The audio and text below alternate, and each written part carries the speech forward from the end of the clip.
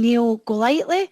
So Neil is the Business Services Manager for Cairn Housing Association, and Neil's going to be joining me to talk about the journey that they've been on in relation to the digital transformation and the role that that's played within their culture, the organisation and wellbeing. So Neil and I are just going to have a bit of a chat.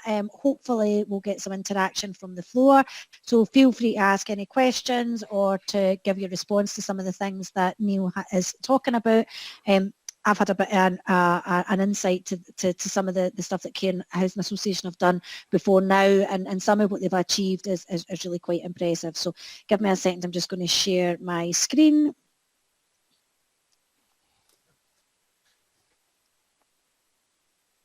Oh, right, wait a minute, it's doing that blinky blink thing. It doesn't like it if it goes onto a big screen when you've not got it full screen, it does that really blinky thing. So. Here we go.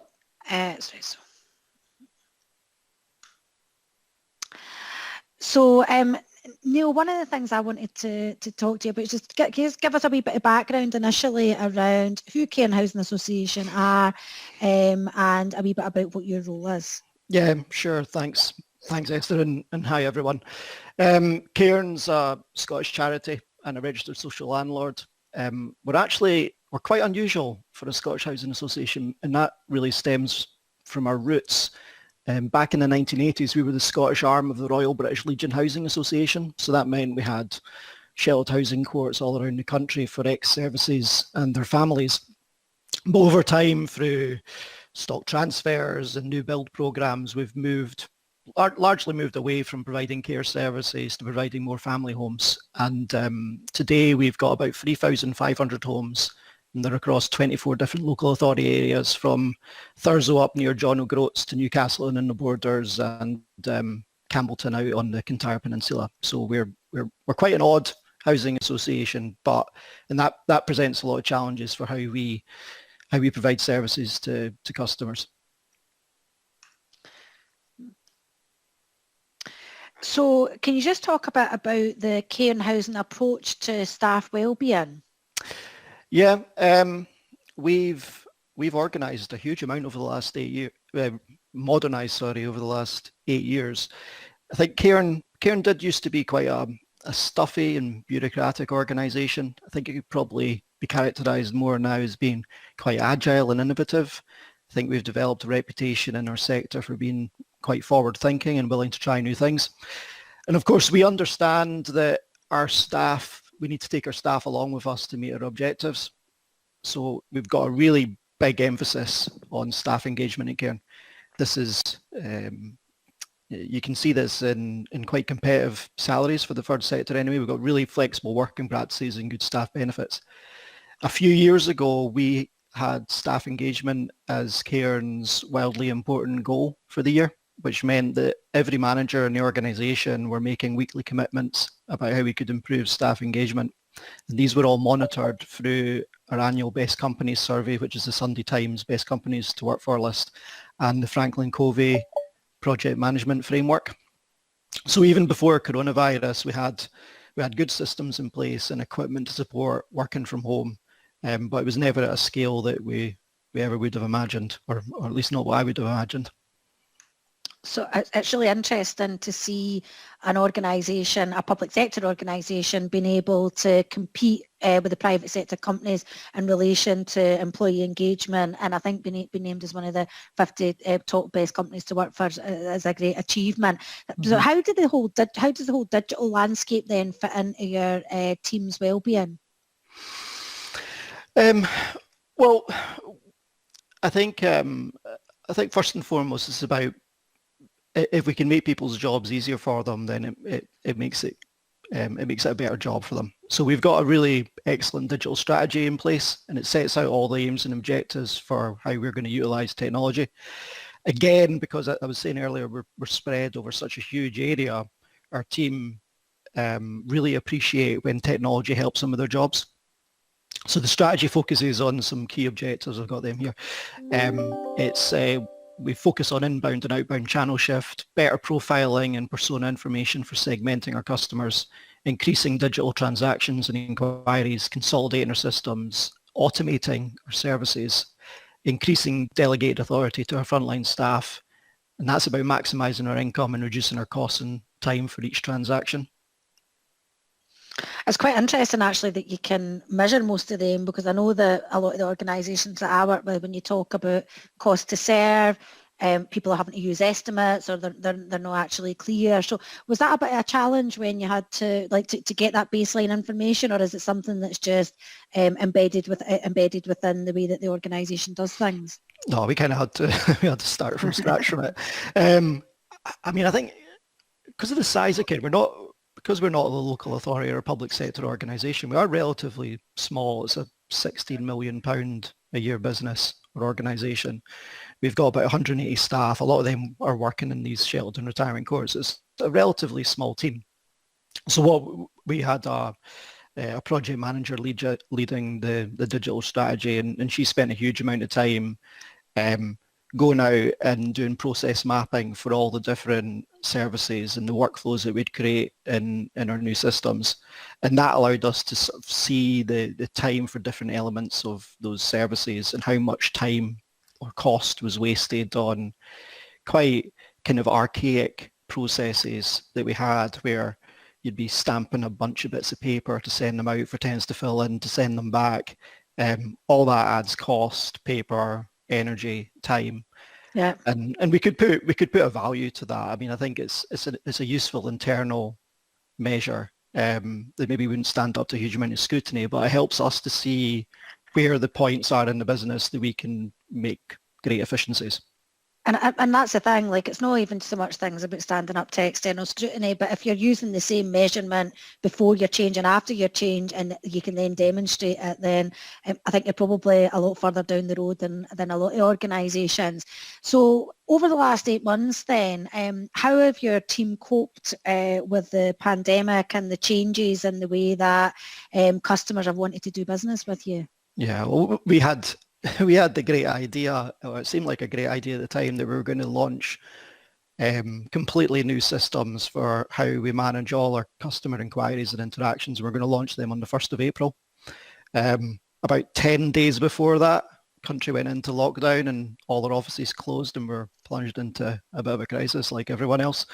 But the contact centre team, we talked to the team, and they really wanted to crack on. They managed brilliantly under incredibly difficult circumstances.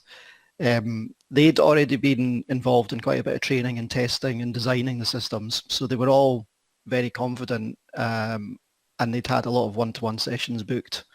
And we had the build team in as backup in that crucial first week after going live. We were using an agile project management approach, so our build team were, I say our build team, it was 2 people, but our build team were on hand constantly through Microsoft Teams to pick up any change requests, and they were constantly learning, updating and improving the systems to adapt to the real world use. So this gave the contact centre team, I think this is really important, it gave the contact centre team a real sense of ownership over their own systems, their own tools and their own success, and they just hadn't had that before. We did really quickly realise that Cairn was going to be incredibly dependent on our wee contact centre team to keep the show on the road. So we had to look at what we were going to be able to do to support them, especially with a lot of them having kids at home. Obviously the schools were all closed. So it was a really difficult situation for them, but we didn't have the option, because of the specialisms in that team and the training in the team, we didn't have the option to put any of them on furlough. So we had to look at what we could do to support them through the crisis.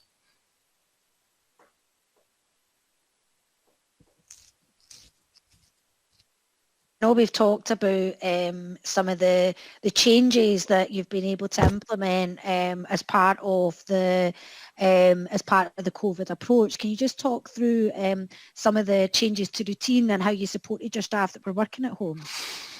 Yeah, I think we kind of took. I really like. I don't know if anyone's heard of him, but I really like Dave Brailsford, who used to be the sporting director of the British cycling team, and he had this thing, and there's some brilliant YouTube interviews with him. He had this thing about the marginal gains and the increment of marginal gains, and the idea that doing lots of really small adjustments would help achieve your bigger objectives.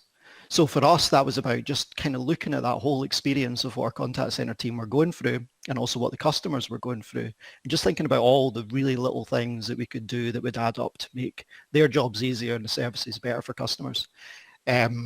So, I mean, there's a fair list of things that we did. We obviously, a lot of our services were suspended initially.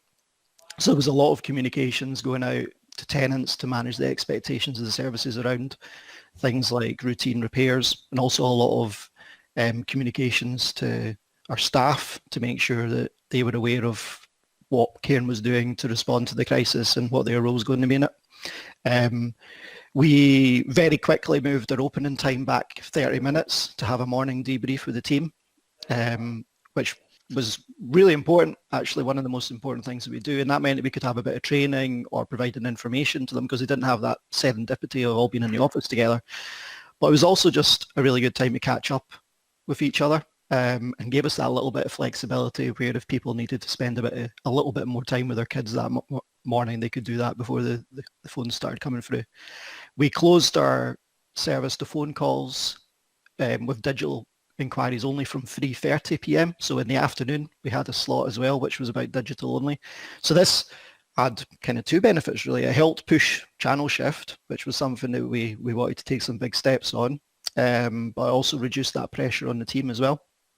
We brought in assistance from other teams to help at busier times.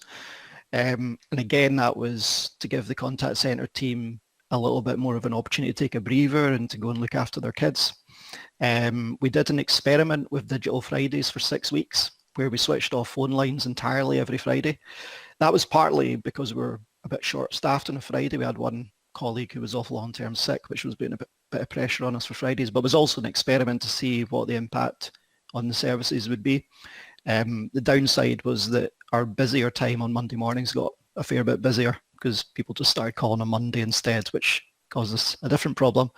We were already using Microsoft Teams for the contact center team, but that started to be more important, and we've got a kind of banter channel on there that people make really good use of. We've got a WhatsApp group as well. I think contact centers are by nature very sociable and chatty people. So they missed having that time together. They missed being in the office, and they would often arrive early in the office so they could sit and have a cup of tea with each other and things before the phone line switched on. So they missed having that. So it was important we put that back in some way. We knew that the team were struggling to juggle work with homeschooling and some other care requirements. So we dropped everyone's hours by 20% during lockdown. We were able to do that because of these digital times. So we dropped their hours by 20%, but not their pay. We had weekly staff welfare calls with their line managers. We had team meeting speakers on mental health. We were scheduled to have a staff conference in autumn, but we changed it up to an out-of-office festival for the whole organisation with a big focus on staff welfare and well-being. So we're doing sessions on yoga, exercises that you could do at your desk, mindfulness, laughter size. There was a big pub quiz as well at the end of the week, so that was really good. We moved to a new system for staff engagement surveys, so we moved away from the annual best company survey, and now we do weekly pulse surveys. Our CEO published weekly blogs, our video blogs on our intranet. We had a staff award scheme for our lockdown heroes. So staff were able to nominate colleagues who had gone above and beyond the call of duty during lockdown. We had an award ceremony for them, and we did a big video to celebrate it internally. This was a good one. Every member of staff got an extra day's annual leave as a thank you for their efforts during lockdown. We did things like we posted out the contact centre. We posted some stationery out to them. Where people didn't have the right equipment, we took out desks and chairs from the office out to them. So we just tried to make sure that we covered all our bases so that people were supported enough to be able to get on with their jobs. I mean, it's really quite a comprehensive approach, and I think one of the really interesting things that you've done is really made the people a focus. And I think that with some organisations have been so focused on the delivery, and the managers have been so focused on the delivery, that it's not necessarily that people they've forgotten about their teams, but actually they just haven't actually had that headspace to be able to do it. And it's really interesting to see the breadth of stuff that you've actually been able to do to invest in your people. Well, I think we started by thinking about our teams rather than Right, thinking about the okay. services. So we thought about what our teams needed and what services we would be able to reliably provide in the medium to long term in the circumstances that we're in. Because we knew right from the start it wasn't going to be over in a month.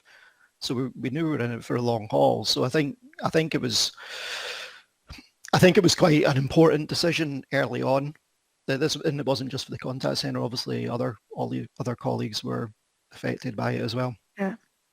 So you've talked a bit around some of the changes, some which I think was part of an overall strategy, and some which were driven really by necessity around staff availabilities, shortened opening hours, your digital Friday. So how have your tenants responded to the changes? I'd say it's been good news so far. We haven't done an annual tenant satisfaction survey this year. Yeah, we're doing one next spring. So I don't have a huge amount of data on it, but we do service-specific satisfaction surveys which are generated at the end of each inquiry, and the feedback's been really positive through it.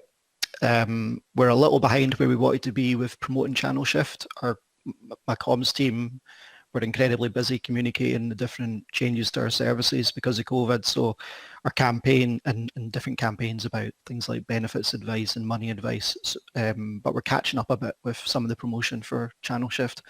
Nevertheless, we're seeing some really positive increases in registrations for a portal. I think we're up to about 25% of active users, 25% of tenants being active users. And that's been a bit of a soft launch to early adopters. So that feels quite positive about that we're on the right track. We're seeing more positive results in the use of web chat and Facebook Messenger, which is still quite small compared to our calls and emails, but they're increasing month on month. It's quite a steep curve. So what's been really interesting, I think, for us is that the digital channels have been great for people that are looking for information, but they seem to want to call in to request a service. So I think there's something there about building trust with digital services, and maybe some of our accountability to be able to show to customers that they're going to receive that service if they communicate with us digitally as well as when they phone. I think if anything, the relationship with customers has improved this year. I've really encouraged my team to be authentic about what's going on. So if their kids are running around, they should acknowledge that. They can acknowledge that they are, stuck at their kitchen table and they're missing people. We're really aware that we've probably about half of our tenants are quite elderly, and it might be that we're the only people that they've spoken to that day. So, Neil, I suppose that is quite an important thing, and I find that working with local authorities as well is that, when we're pushing the channel shift agenda, it is being mindful of those people who accessing the service. There's maybe a bit more to it than that, and there is that social aspect. And I know it's one of the things that I've been working with organisations that are looking at the future for cash collection, and it's a really complex issue about why people still come into the council to pay cash when they pay loads of other things through electronic means. And actually, a lot of the time, it's down to that kind of social aspect of it. So I think it's really important to recognise that. Yeah, I mean, we did a lot of work in the year before the launch of these new systems in April. And we did a lot of work in that year before in trying to get a better handle on our customer personas and how prepared people were to move to digital services. So we did personas. So I've got them here actually. We did we segmented them into 5 groups: the digital advocates, so they're like your early adopters; tech savvy pragmatists; the digitally reluctant; the left behind Lisas; and the tech averse. And so we're going the full spectrum for people who are, they're already using digital banking and all these kind of things. So they're up for it. They just need to get the right tools in front of them and they'll use them. To people who, they might be older people or their economic circumstances don't allow them to be online. And for them, they can still call in when COVID's over, our offices will still be open to some extent for people to drop in for visitors. So I think the number of potential additional active users of our online services are so great that we can concentrate on reaching those easy to reach groups, and actually the hard to reach groups can continue using services in the old way. We're not going to switch them off. So we're actually quite a long way away from the point where we're looking at people who maybe aren't online at the moment and thinking, well, we have to try and persuade you to get online. So it's not about that, it's about providing the right services to folk. So, I mean, you've given us a lot of positives. Looking back, what would you have done differently? Well, I think I'd have to put a health check on answering this by saying we've not really done a full lessons learned yet. We're getting to that point, but we're probably still managing our way through an evolving crisis. Edinburgh's in tier 3. We're in 24 different local authority areas, and we've got a route map which adjusts where people are on different lockdown scenarios. I think something that we probably hadn't really anticipated was how reliant we were going to be on the quality of home broadband. Yeah. Particularly for our contact centre staff, who, if my broadband, other than speaking at this conference today, if my broadband goes to bits, I could still work in Word on something, or I could go and take a walk, or I've got flexible working, so I could just pack it in for the day and start again tomorrow. But for our contact centre, we're really relying on them being online all the time. So I think we are looking now at ways that we can help the team to get more reliable connections. That's something that we should have been looking at from the start from a business continuity perspective. But it also puts additional pressure on the team where they're feeling stressed out about that they've taken out a contract for broadband, which was designed for watching Netflix. It wasn't for managing their jobs.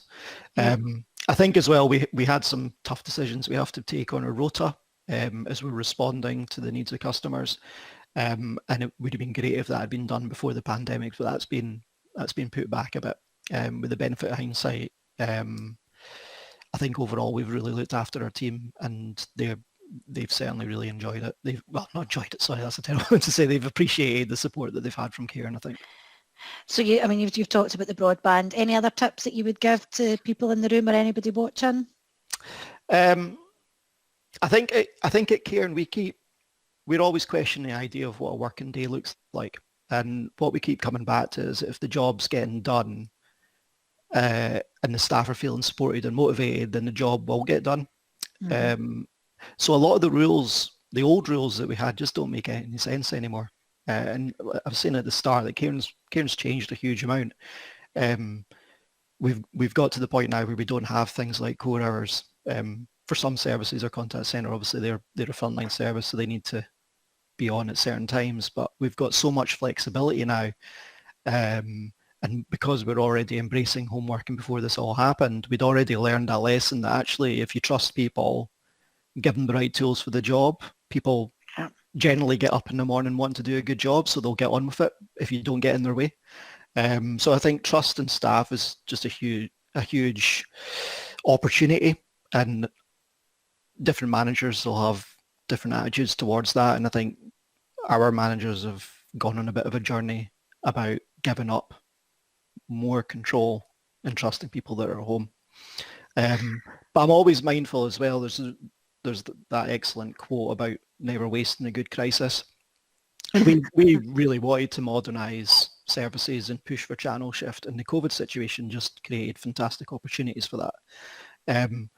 There's never a better time or an easier time to experiment with new models of service delivery. And I think we've had the support from senior managers and board. Sometimes it's been it's easier to come by forgiveness than consent. But that kind of experimental culture and experimental attitude in our team about, well, we'll try something, we'll give it a bash. If it doesn't work, then we can try something else or go back. And that serves us really well, I think. So I just wanted to pick up a couple of questions that I had as you were going through. Like, one of the things that you talked about was the pulse surveys. Mm-hmm. So one of the things that I think sometimes organisations are not always that good at is that they do the surveys, but then there's no that follow-up. So people think, well, I'm giving you all this feedback and you're not doing anything about it. How do you make sure that you close that loop? Well, I can talk about the annual surveys, what our approach was to that. With that one, there was a high-level overview of the organisation's results, but then we took that down to team level, and our HR team provided slide decks for every manager to take into team meetings, and we were asked to prepare areas for improvement, or the smaller things, the quick wins that we could do to try and improve staff engagement. So we had a really good feedback loop around the annual surveys.